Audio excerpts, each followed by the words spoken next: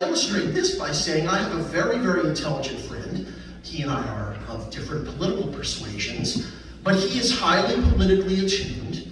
And if you remember in the aftermath of the George Floyd nonsense, there was actually several what they called autonomous zones that were set up in the middle of American cities. I believe Portland was one, Seattle was the other. And this actually existed where activists, radicals of the left took over city blocks. They had weapons. The police were not allowed to go into, they became no-go zones.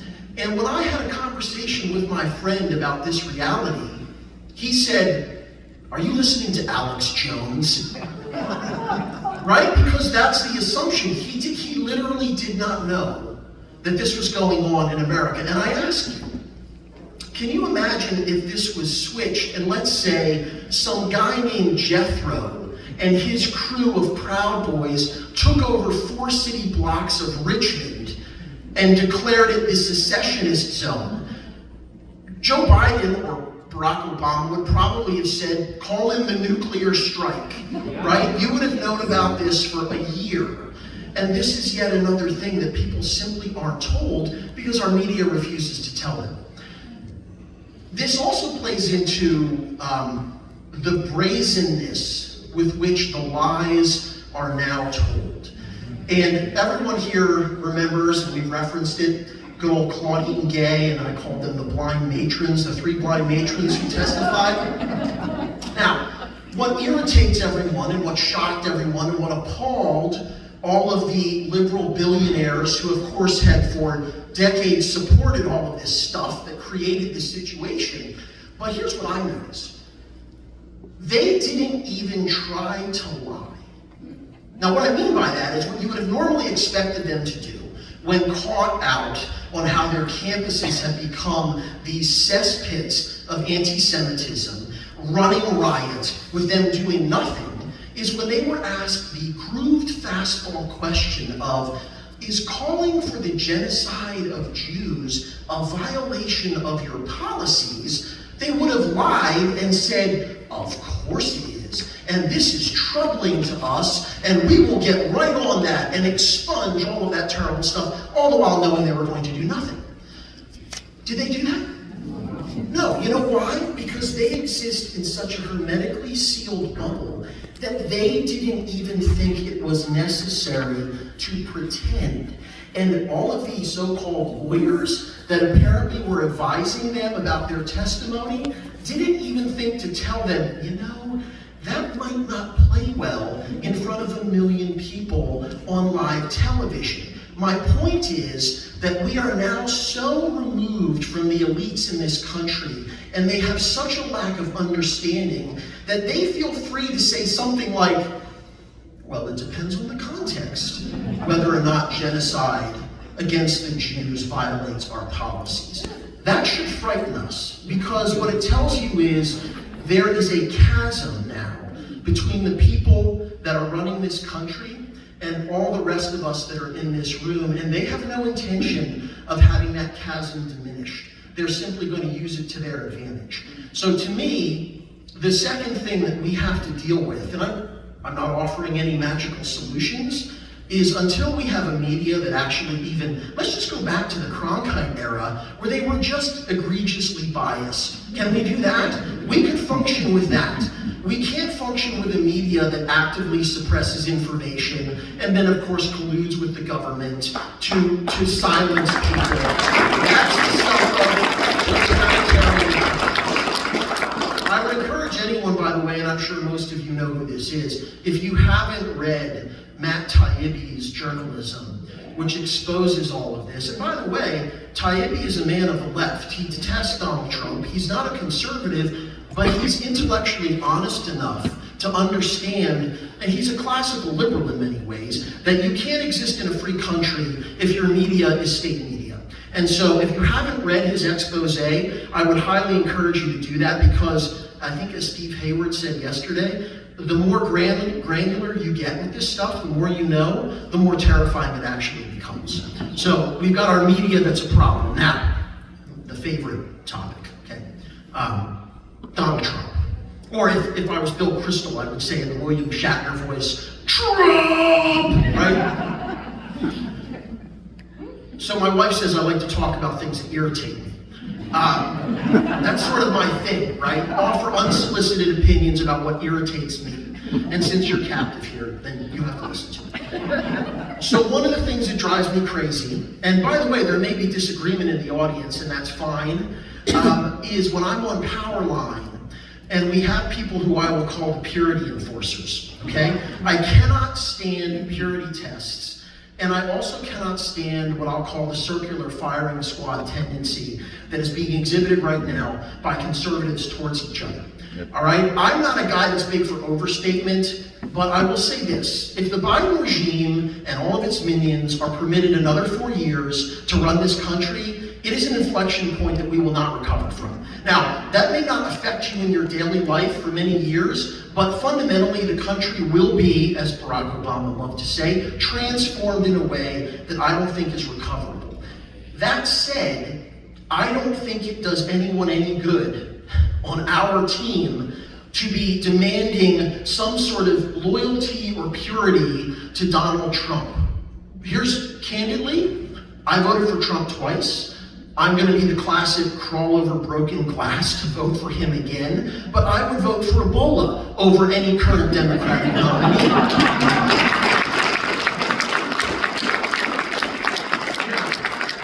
This is also not to say, and I'm looking at Clark Carter because he and I have discussed this. This is not to say that we should not have a vigorous discussion within the conservative movement about all the invertebrates and crap weasels and feather bedders that are in the Republican Party who need to be removed immediately, okay? However, my tactical consideration there is that is what primaries are for. We are in a binary choice general election. And if you can't get behind the Republican candidate, and I don't care whether that's Donald Trump or Ron DeSantis, I preferred DeSantis, and his campaign was horrifically bad, and he's not the nominee. Donald Trump is the nominee, and if we cannot unify around that idea, and we're concerned about, well, what did you criticized Donald Trump for this or that, that is not productive, and it is not going to help us do what is important, which again, is removing the left from power. Now, there are those perhaps in the room who would say, listen, Tony, you're naive.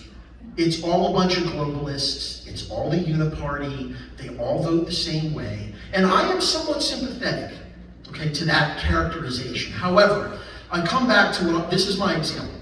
I've used this, I think I've written about this a couple times in comments. The distinction that I make between most of these feckless Republicans and the lunatic Democrats is that the Republican, Mittens, Susan Collins, Mitch, go down the list. If you're in a bar and a fight breaks out, the Republicans are like the guy who's supposed to be your wingman who just sits there and doesn't help you. The Democrats are the guy that's hitting you in the face with a pool cue. There's a difference. And what I always say is, if you had to pick, would you rather be governed, the Sun King, by Mitt Romney or Mazie Hirono? Would you rather be governed by Paul Ryan or Ilhan Omar? Okay? There's a difference. Now, Clark Carter would say, but Tony, you know what? We have voted for these people repeatedly. We have given them our trust, and they have spit in our face, and they have ignored us, and they have enriched themselves, and they have done nothing to justify us continuing to put them back where they are doing nothing, right? That's the argument. And I get it, but right now Clark's saying, well, you sort of missed it. I'll give you rebuttal time. Tomorrow. The point is that we are in a place politically, and no one could have predicted this, I think, even 15 years ago, where, again, when it comes down to a choice in a presidential election, it's either Trump or those guys. You have to go vote. In my view, you have to go vote. Now, someone would also ask me, well, wait a minute, I thought you just said that the fraud is going to make it very difficult. Yeah, that's true, but you still play the game. I remember listening to an interview once with Larry Brown, who's a famous basketball coach. He coached Kansas, he coached in the NBA. He was known as the itinerant coach because he went all over. He's a Hall of Famer. And someone was asking him about competing against Jordan. And Larry Brown basically said, you're playing for second because he's a killer. And the interviewer said, well, then what's the point, Larry? And he said, well, you still compete.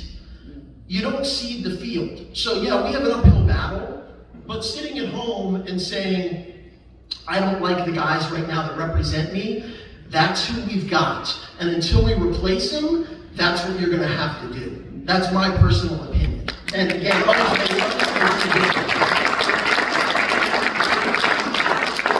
all right, so finally, after all of this sort of pessimistic rhetoric, what are we supposed to do? A couple of thoughts, nothing all that insightful. I think we need to start speaking the truth in settings where it's easier not to say anything. And what I mean by that is, we don't act like the left, right? We don't show up at Thanksgiving and demand fealty to Planned Parenthood. And the one thing that makes a conservative is we understand that there are incredibly valuable things about life and family and faith that have absolutely nothing to do with politics, and politics shouldn't govern our life. Now, it's important because that's ultimately how the country is going to be run. No, but what I mean is, and you've probably noticed this, particularly if you're you're still working or you're in the professional world, you can feel the pressure to conform. You can feel it even in casual conversations with your neighbors where oh, I just better be quiet because path of least resistance is easier. Now, as my wife likes to tell me, she says, you just like to argue with people. I don't know if that's true. In fact, we went out to dinner with friends, this was like a year ago, and they're good friends, but we disagree politically, and we had a good, fun time together. We talked some politics, and we were riding home, and I said, I thought it was a good time, it was a great conversation. And she says, it was not. and I said, well, what do you mean? They didn't enjoy that at all. And I said, well, why? And she said, because you kept telling them they were wrong about everything. and I said, what? I was nice? So I understand that maybe not everyone, and again, I'm a trial lawyer, so, my wife also says to me, we have an argument, the only reason that you're saying this is because you want to win. I'm like, is that a trick question? What do you mean? Aren't you trying to win? I think we underestimate the extent to which some people, by virtue of where they work or their personality, they are very loath to engage on these kind of things. And they also are given courage by watching other people stand up. One of the things that we did in my community, because I got fed up with the Maoists that were on our school board, so I ran for school board. Actually, that's wrong. I got elected because everyone said you have to be on the school board. I got approved. And what do? We did 3 things in 2 years. We eliminated mandatory masking, we removed all the DEI from the school, and I got an armed security guy at the school. In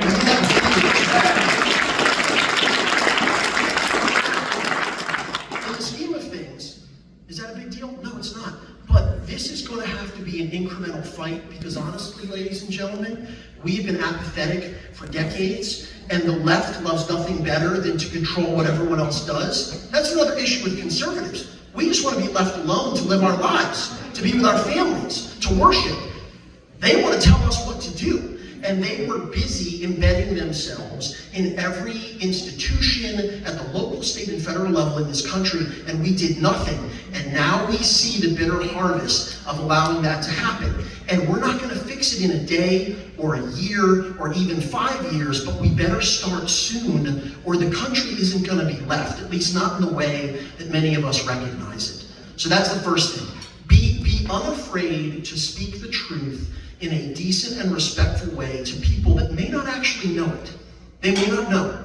And you may be the only person they encounter that can tell them it. That's the first thing. The second thing, and this is ironic coming from me, the president of Sarcasm University, try to be gracious with our neighbors who disagree with us. Look, I have complete disdain for the leadership of the Democratic Party, the people at a national level that I am convinced most of them are wicked and cynical, and they understand exactly what they are doing. But many of our neighbors are not necessarily of that bent. They may not know. And one of the things that's very appealing about the left, and Orwell wrote about this, they know how to use language to make things sound very good, when in effect they're very, very bad. So disabuse your friends. Try in a nice way. I will try. This is more for me than you, perhaps. Explain to them what the reality is about the less equal and the more equal pigs, and don't immediately demonize everyone as belonging to the cynical, despicable people, most of whom are running all of our institutions right now. That's the second thing. So here's the final thing. One of my favorite novels is White Fang. I've shared this with Joe. Most of you familiar with White Fang? Yep. Know that book? Anyone not? Okay, so here's the very brief synopsis. Jack London wrote White Fang. He also wrote Call of the Wild. White Fang is basically the reverse of Call of the Wild, where Call of the Wild is a domesticated dog that basically returns to nature. And White Fang is the story of a dog that's raised by Indians in the harsh wilderness, and he becomes, by virtue of his environment, the most pitiless, vicious fighting dog that exists in the Klondike. And he basically becomes renowned as the fighting wolf who is pitted against every other dog in a cage and slaughters them, every single one of them, because he has become such an effective killing machine. But of course, this is all due to cruelty. And so the protagonist of the book, Weedon Scott, who is a man that sees White Fang nearly at death because he ultimately has to fight a bulldog, which he's never seen, and the dog latches onto his neck and almost kills him. Weedon Scott feels that he's obligated to do something to redeem this dog that has been so misused by men. And so the rest of the story is Weedon Scott, through his love and compassion, trying to nurture this dog to a place where he's not just this beast. Near the end of the novel, Weedon Scott travels south to visit his family. And as he goes there, he understands that because of the deadly way that White Fang instinctively fights, he has to impress upon him all the time, you cannot do this when another dog gets its hackles up, because he knows he'll slaughter all of the domesticated dogs that he encounters. And so he's constantly preventing White Fang from doing what he would ordinarily do.